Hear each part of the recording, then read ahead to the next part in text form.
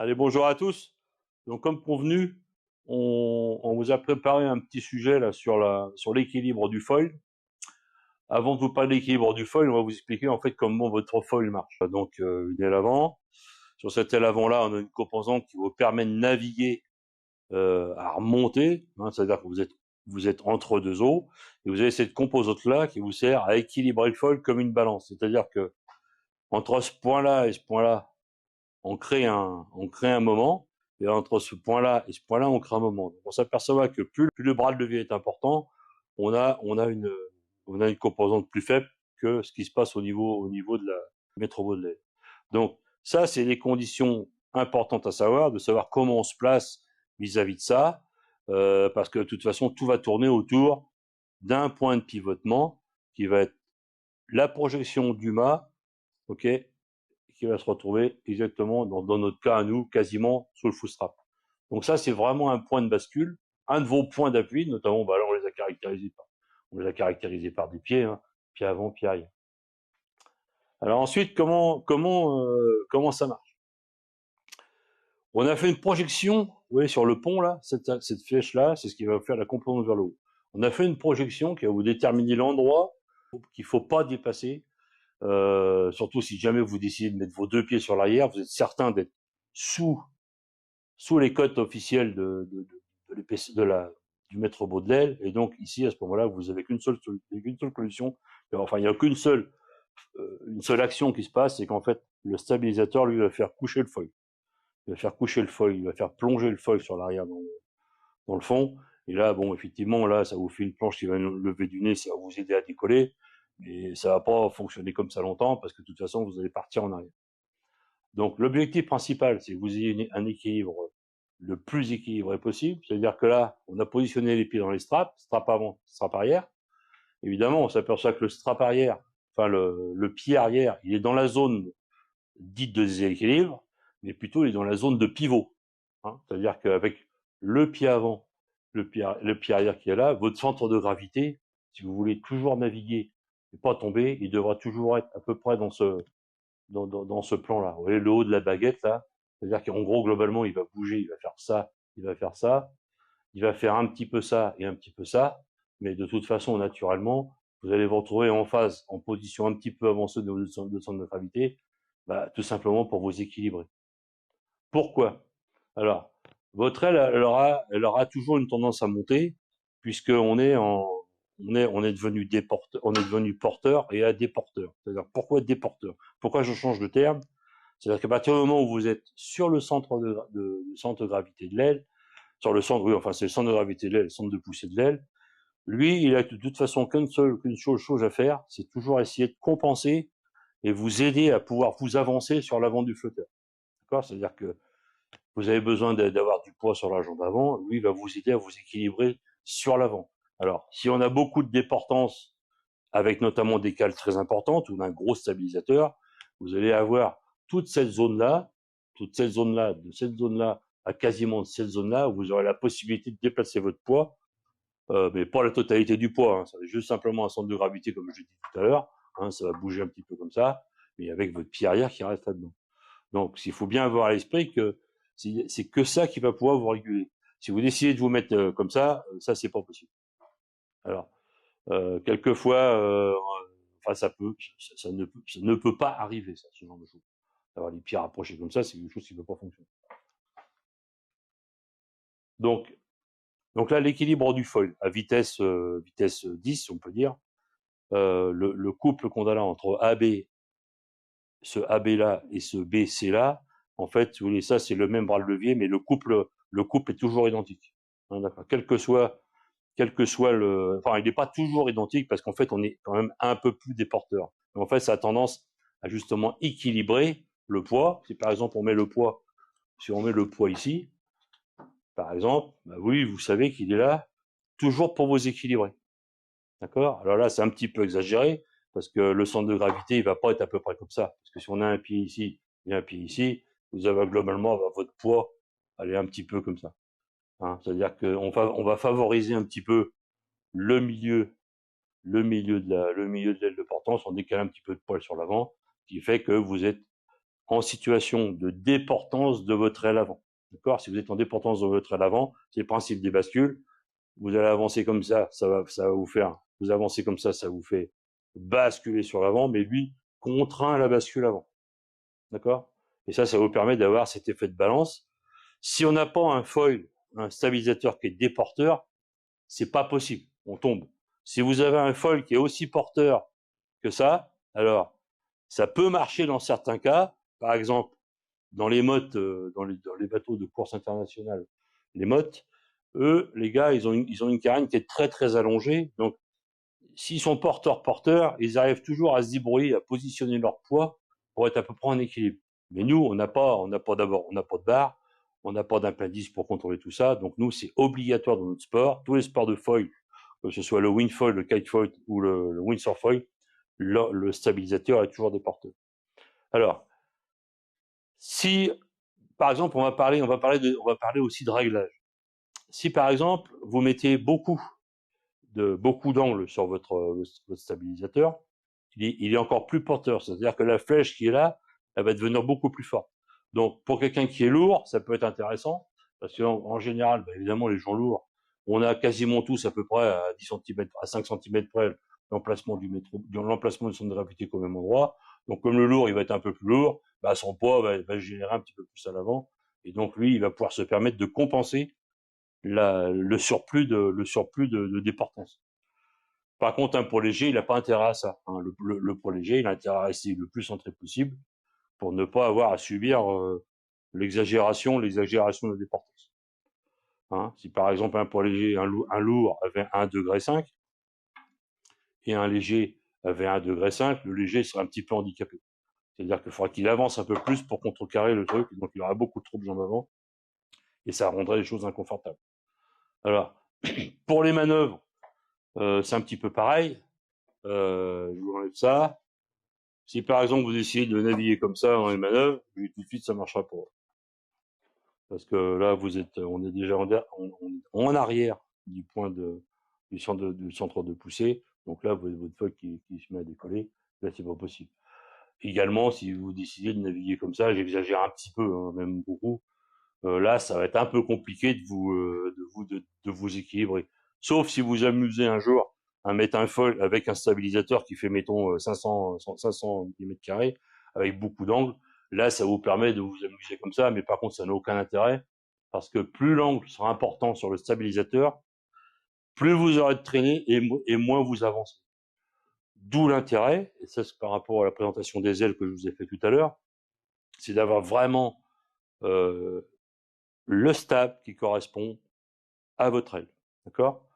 Si le stab correspond à votre aile, si vous avez ces triggers-là, vous aurez un point d'équilibre qui sera toujours le même.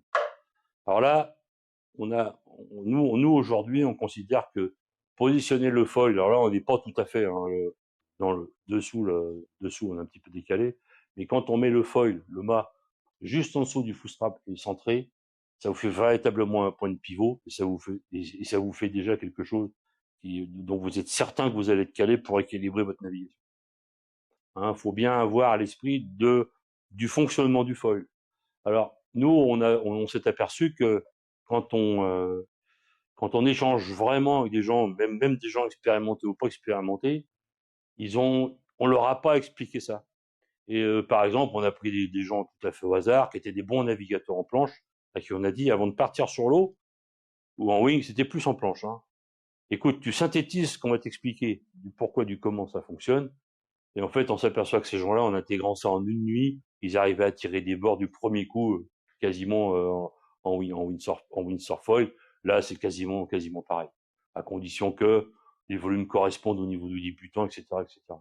Mais quand les gens ont intégré ça, il n'y a aucune raison de louper sa navigation. Nous aujourd'hui, c'est pas compliqué, hein. Il y a des gens qui nous disent voilà, je fais tel poids, j'ai tel machin, tel truc. Nous, il y a quelque chose qu'on garde, surtout avant, quelque chose dont on n'a pas parlé, c'est la ligne de scoop du flotteur. Hein, la ligne de scoop, elle est là. Nous, on aime bien les lignes de scoop les plus tendues possibles. Les plus tendues possibles, pour une raison très simple, c'est que le foil va rester dans ses lignes, sans trop d'appui. Nous, sur cette partie-là, on a 1 degré, 1 degré, 1 degré 1, si vous voulez, qui permet de mesurer le rec. et on a des petites cales qui permettent éventuellement de compenser si les gens se sentent un peu trop aériens, un peu moins aériens, etc. Mais la cale ne gère pas l'équilibre. La cale va simplement gérer l'assiette du flotteur. D'accord? Parce que dans l'eau, quand vous avez un foil qui est bien fait, voilà comment navigue le foil dans l'eau. Il est hors de question qu'on ait un angle. Si on a un angle, on traîne énormément d'eau, et là, c'est vraiment l'enfer. Voilà, j'espère que vous avez compris ça. Hein. Bien se rappeler que c'est une histoire de couple. Hein. Là, on a une grosse pression, mais on a une plus petite distance. Là, on a une petite pression avec une grande distance. Donc là, on essaie d'écraser, et au fur et à mesure où la vitesse monte, on se retrouve avec de plus en plus de pression un petit peu sur la jambe avant, donc on se retrouve de plus en plus à gérer les positions du centre de gravité. Le centre de gravité, il est pas que là, bien entendu, il peut être au milieu, il peut être où vous voulez, hein, c'est pas un problème, mais c'est ça qu'on veut chercher à faire comprendre, hein. C'est que la ligne bleue que vous voyez là, c'est la projection de ça. Si on est là, ben, on serait parfaitement équilibré. C'est ce qu'on tend à faire, hein. Faut le savoir. C'est que si on a plein de stabilisateurs et surtout trois angles de réglage, c'est qu'on tend à arriver à avoir un équilibre parfait entre les deux pieds. Et jusqu'à l'accélération ultime. Alors, on peut se poser la question de savoir comment nous on fait pour ne pas avoir une surpuissance de déportance au fur et à mesure où la puissance augmente. Ça, c'est quelque chose qu'on partagera pas, parce que ça, c'est notre métier. On a un profil tout à fait spécial sur le stabilisateur qui fait on n'a pas une portance exponentielle qui part en flèche et qui fait que c'est très difficile à mesurer. Alors, il y a quelque chose qui nous sauve un petit peu aussi. Enfin, c'est pas ce qui nous sauve nous, parce que on est aguerri, hein, pour faire des foils équilibrés, hein, c'est pas d'hier. Mais le wing est beaucoup plus facile à équilibrer que le windsurf foil. Hein. Le windsurf foil, vous verrez, on va en parler après. On a quand même l'envergure du flotteur qui est pas la même. On a le pied de mât, on a quand même pas mal de choses. Mais globalement, la finalité, c'est de trouver un équilibre parfait. Et en fait, on y arrive. Si un jour vous naviguez là-dessus, vous naviguez une aile de 1100 ou n'importe quoi, vous décidez de descendre à 660, évidemment, tout ça va bouger. Hein. Enfin, le foil restera au même endroit, mais vous aurez une aile plus petite, et vous aurez un stabilisateur qui sera en fonction d'elle que vous allez avoir. Donc, vous aurez juste à régler ce que vous avez envie de faire. Si vous voulez un peu de pied avant, bah, vous mettrez un angle 1,5 degré. Si vous voulez un peu moins que ça glisse beaucoup plus fort, mais avec un peu moins d'assise, ça sera 0,5. Et puis au final, je pense que vous ferez comme tout le monde, ça finira à 1 degré. Parce que si vous avez si vous n'avez pas suffisamment de déportance, c'est un peu difficile de passer dans les trous d'air. Hein.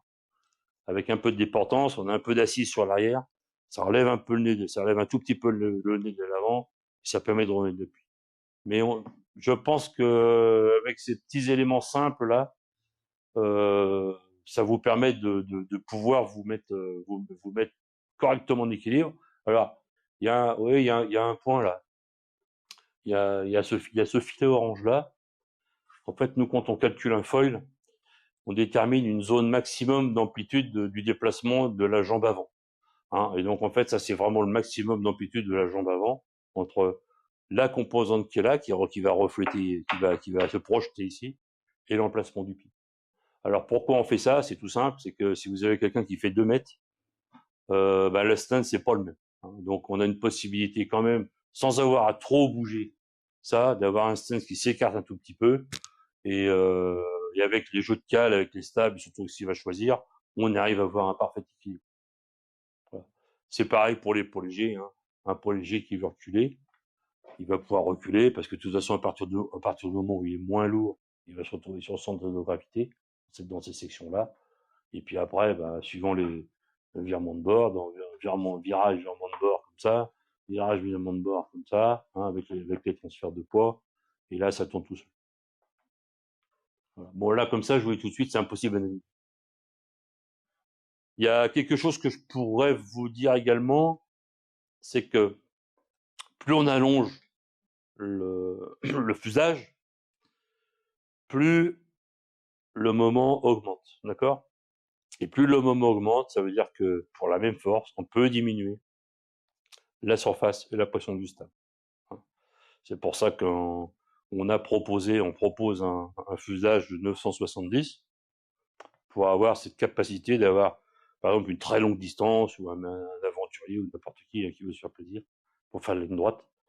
Eh bien, avec un fuselage de 970, on augmente la surface on diminue la surface, mais par contre, on augmente la stabilité par l'accroissement de cette cote-là. Bon, indirectement, un petit peu, celle-ci, ça avance aussi, parce qu'en fait, on fait un calcul proportionnel de l'emplacement de l'aile avant sur quasiment tous les fusées. Ça permet d'avoir une arithmétique quasiment égale, et ça évite de se prendre la tête. Une fois qu'on a compris ça, en fait, on a compris le fonctionnement du foil. Alors attention, si vous avez un foil qui est pas équilibré, c'est compliqué. Un foil pas équilibré, par exemple, vous avez un problème de déportance. Ici. Vous avez un problème de déportance, c'est-à-dire que lui n'écrase pas suffisamment sur l'arrière. Ben, par exemple, dès que la vitesse va diminuer, votre aile va avoir du mal à prendre un tout petit peu d'angle à l'avant, avec sa limitation de vitesse. Et là, la manœuvre n'est pas du tout assurée. Ça, c'est très très important de faire ça. C'est pour ça qu'on dit au départ, quand les gens se mettent à faire du foil comme ça, mettez un petit peu plus d'angle sur le stabilisateur. Vous allez apprendre le foil, vous allez apprendre vos positions sur la planche, et ensuite, dès que ça va aller mieux, vous allez vous allez être beaucoup plus à l'aise. En général, vous avez un vent un peu moyen, mettez un stabilisateur qui va être dédié à l'aile, mais avec 1,5 degré. Vous vous dites, tiens, aujourd'hui, c'est assez stable, on va pas s'embêter, je mets moins degré ou moins 0,5, et comme ça vous permet d'allonger un peu plus, en ayant moins d'appui sur l'avant d'avant. Voilà, c'est tout ce que je pouvais vous dire sur l'équilibre du wingfoil, mais c'est très très important. C'est très très important parce que vous allez pouvoir, à tous vos questionnements, vous aurez des réponses. Alors, dans mes précédentes vidéos, lorsqu'on a présenté les, les foils, je vous ai dit qu'il y avait des foils qui étaient très difficiles à régler. En fait, il y a plusieurs choses qui, pour moi, sont pas tout à fait claires. C'est qu'on se retrouve avec des ailes avant ici là, qui se retrouvent avec un décalage énorme. Vous vous retrouvez avec des bords d'attaque qui sont très enfoncés sur l'arrière. Et en fait, enfin, je pense qu'ils ont réfléchi à ça comme ça, c'est-à-dire ils veulent diminuer absolument la grandeur du stab en proposant des stabs extrêmement ridicules. Et ça, ils essaient de compenser comme ça. Mais ça, c'est quelque chose qui marche pas. Si vous changez d'aile, bah, vous allez changer totalement l'équilibre du foil. Et il vous faut absolument vraiment un équilibre entre votre aile avant et ça. C'est indissociable. C'est indissociable. Quand on vous dit qu'il n'y a pas les stabs qui vont avec, c'est qu'il y a un problème. Franchement, c'est pas possible. Donc si vous enregistrez bien tout ça, il n'y a aucune raison que ça marche pas.